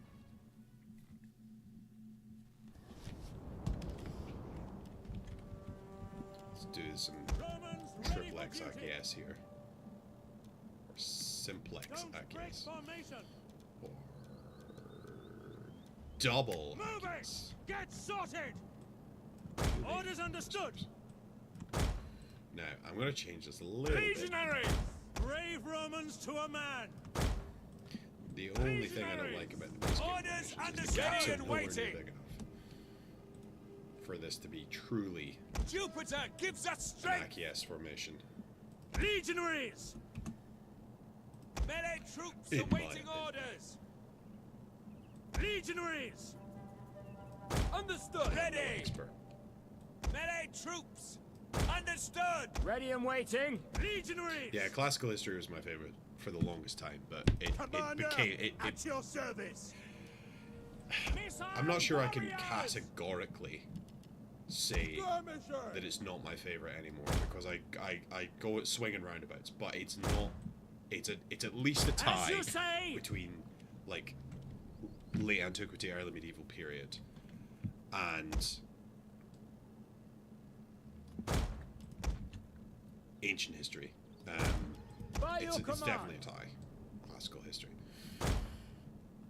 I absolutely. And I like them for different reasons. Iberian cavalry! Legatus! Scorpion! Missiles ready and waiting. But you know, the thing that saddens me is that most of the Dark Age history, because I'm just going to use Dark Age, it's easier to say. And also, I don't actually disagree with the use of Dark Age, because I mean, they were dark, like from not academically speaking. If we're talking about the lack of sources, if we're calling it Dark Ages because of the lack of sources, then Dark Age is an absolutely legitimate name for it, and it annoys me that scholars get fucking Archers! ants in their pants about it. Like, oh, they were dark because they had lots of great art and development. I'm like, yeah, but that's not really what it was referring to. I mean, Dark Ages refers to the fact that they're dark because there's no fucking sources. Anyway. You find the history of the 1800s kind of boring. In Ireland or in general? Oh, US, I missed it. So the US history during the 1800s kind of boring.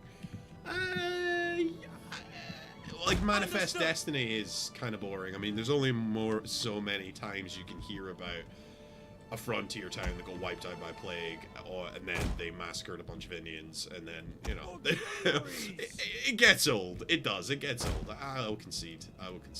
However, I do find the period from the Spanish-American War to the 1980s, like US history. So if you like the rise of international America, I find that period of American history absolutely bloody fascinating. Really interesting. I'm big into Cold War history.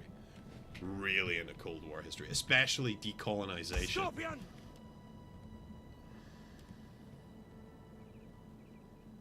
Yeah, I can, but the other thing I would say, Trevor, is that it's just another classic case of academics getting ants in their pants about, like, they get obsessed with correcting words, and actually a lot of the time, like, this language policing stuff that we get, that's all out of academia. That's all out of academia, and it's a trend in academia that they're always trying to make themselves seem smarter and alienating the average person. And that's why you get so much hostility towards, ultimately why you get so much hostility from the general public towards universities, which is ironic because most universities claim to be left-wing and therefore the champions of the working class, which they're not really, are they? They look down on the working class pretty severely. So I think it's a classic case of them being pedantic, which alienates the general public. Artillery, yours to command. All I care about is if a term is accurate. If the term isn't accurate, then it ceases to be useful. If the term is accurate, but they you know, an academic oh dear, we're gonna have to swing around this entire formation. But the academic community comes up with some superficial reason why they want to use different, more complex terms. Ultimately, I really don't think that it's because they're trying to be more accurate. I think it's because they're trying to have a monopoly on the language so that they can seem superior. Which is exactly why subjects like history have historically been very inaccessible to the public. Up until, you know, YouTube, podcasts, modern media. You know, once you know, the History Channel lost its monopoly on historical media, Cavalry! and other perspectives were brought into it. It's made history more grounded, frankly, and it's made it more. It's also achieved the Marxist goal, which isn't my view, but if a lot of these academics are Marxists, and their goal is to bring a lot of this stuff to the people, and I would argue that nothing's done that more than modern media revolution, so that the everyday person is able to identify with the everyday person in history and identify with those struggles. So they kind of shoot themselves in the foot, if you ask me. There's academia as a snake that eats its own tail. Horseman! Move it! Get moving! Ready! Ready and waiting! And if you ask me, if they made it more accessible, Ballista! you wouldn't need my podcast. Or many podcasts like it that are far more successful and far more popular. Like yours, for example, Trev. Yeah, you're right. Some universities in the UK are getting rid of those. Particularly Anglo-Saxon. I think that's because of, unfortunately, its association with eugenics. Yeah, it is dumb. Because if you look at particularly if you look at the genetic studies that have been done in the UK over the last even just 10 years, genetically we are Celtic, Anglo-Saxon, or Scandinavian. Vast majority of us. Field artillery ready! You know, and I'm not saying that is the British identity or English identity or Scottish identity should be tied to race. I'm not saying that at all. But to remove those programs is ludicrous. You know, it is absolutely ludicrous because they are core history. Melee infantry at your command! The triple X acquiesce is going to be really tested by this one. The gods guide our shot! Horseman!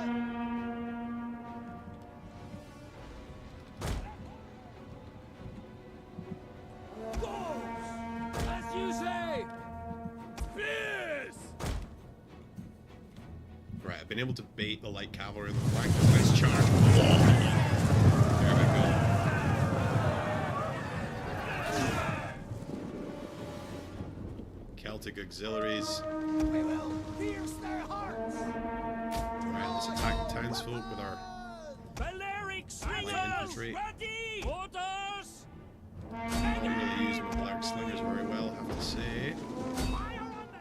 Excellent mercenaries. Balearic slingers. I'm very sorry, lads. I have completely mismanaged you. Missile back. warriors.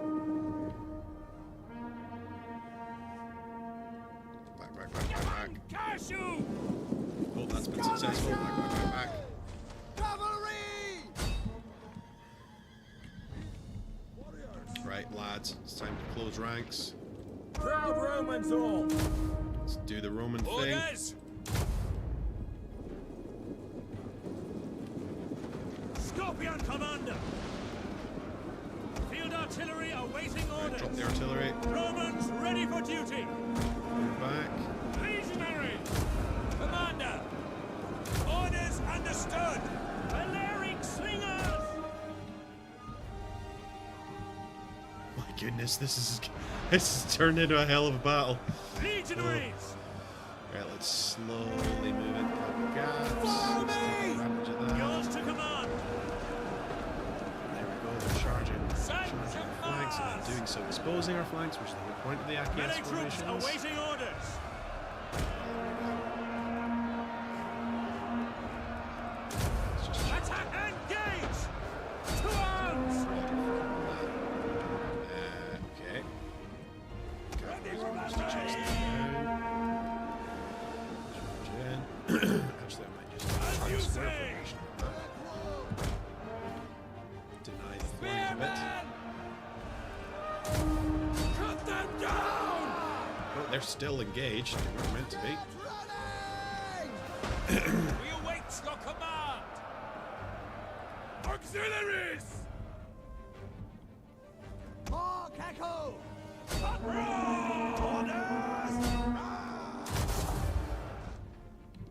That looks like they are Missile completely raiders! unprotected. Forward! Oh my god, this is a lot to manage. Skirmishers! Withdraw! So these skirmishers are at Forward! Use them as light infantry to flank some of these formations. I'm talking into my beer bottle now, which is not good. Missile armed riders! Kill them all. Legionaries. At your service. Take aim. There we go, hitting them with Pila on the flanks. Excellent demonstration of Roman strategy here. Iberian Orders. cavalry. Yours to command! I feel like that just sounds like I'm summing myself up, but I'm really I just mean the mechanics are Auxiliaries. working well for how we expect Roman battles to go based on historical descriptions. Okay, is that pedantic enough? I think it probably is.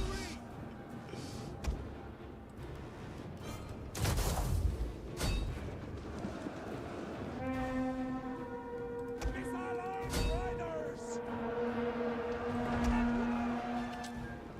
Okay, this is going well. This is going well. Legionaries. For glory. Gauls. Ready. Draw your weapons. Let's get up close and personal. That's not a good job.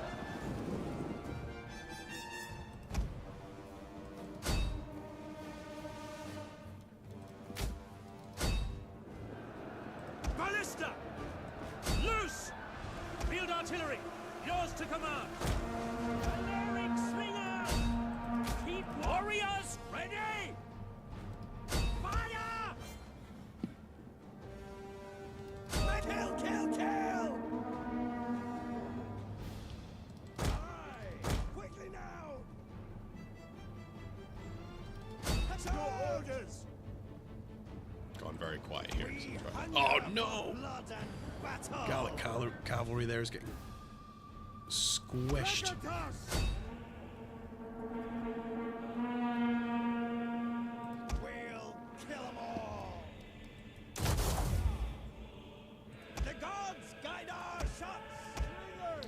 range of my slingers just. Iberian cavalry!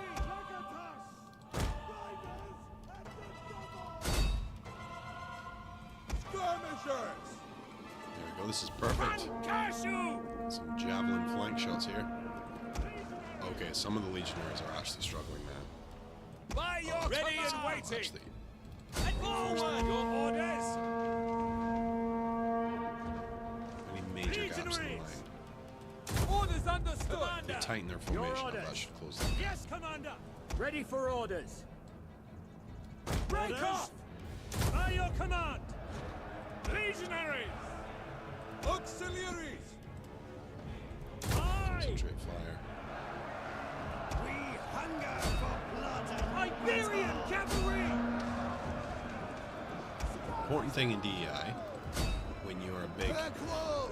when you're an empire with a smaller elite force Are yours! invading, you know, with against technologically inferior troops but numerically superior, is that after your battles, you have enough free cavalry that you can mop them up, because it is absolutely a war of attrition. Advance! Formation, we're gonna get more aggressive. Understood! First cohort! And charge! We await your command! Legionaries! Ready your weapons! Children's forward. Auxiliaries! Orders! Cavalry! Auxiliaries! All right!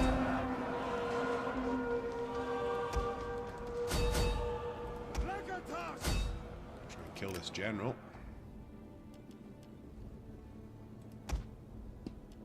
Where are we struggling? Ugh.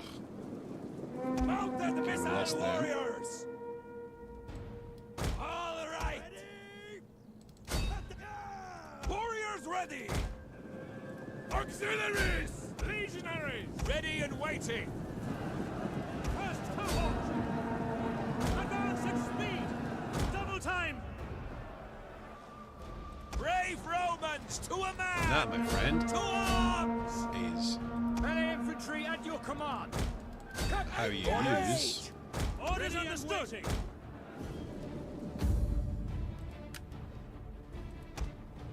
Achies formations.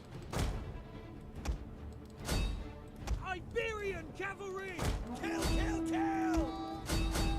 Macaco!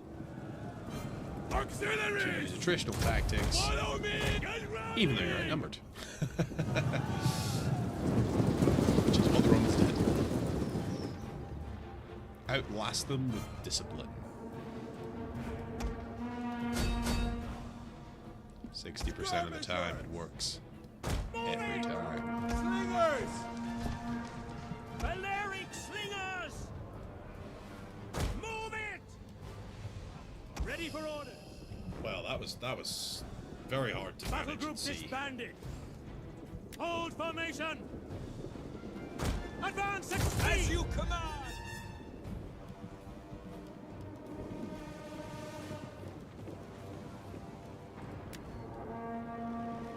Double time!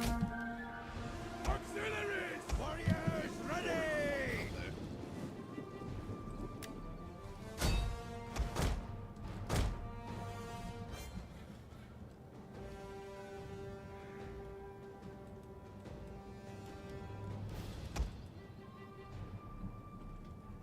Caesar! Caesar!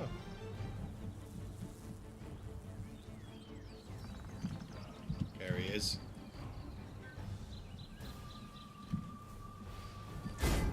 Nice job, Julius. God, I anglicized that hard. Jesus Christ, 600 kills on one of those cavalry units.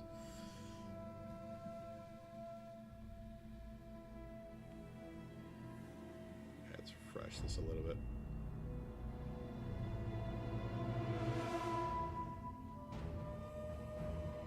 Oh, I've lost all the messages. Aww.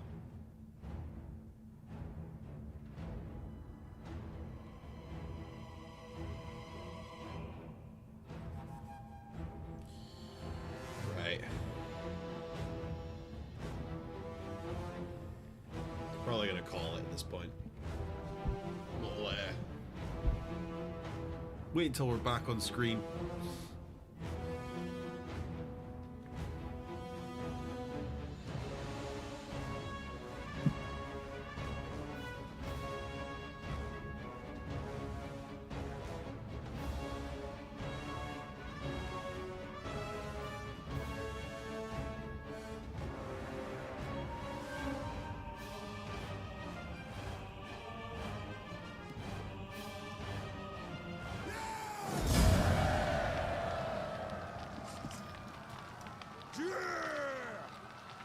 Okay, probably enslave. So we can pay Caesar's debts back home. I think we should be able to just take that settlement now, though.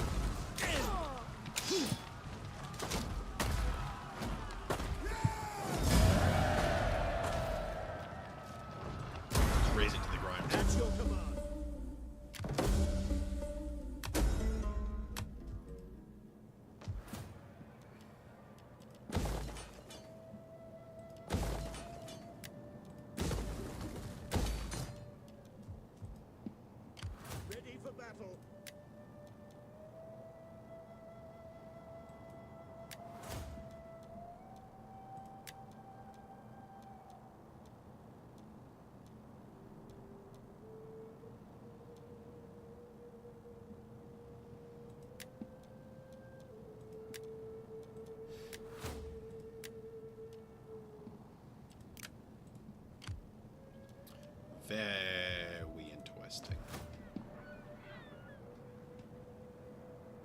Right. Do a little bit of housekeeping stuff, I think, but I think I shall end the stream.